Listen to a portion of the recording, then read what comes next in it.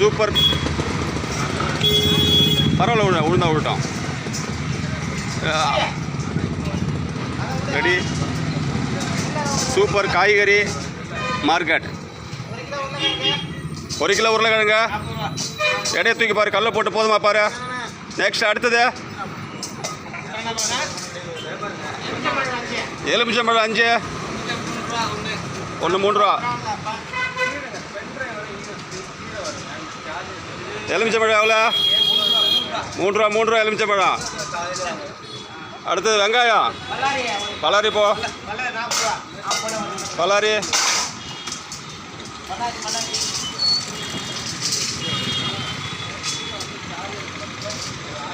Bellary 1 kilo.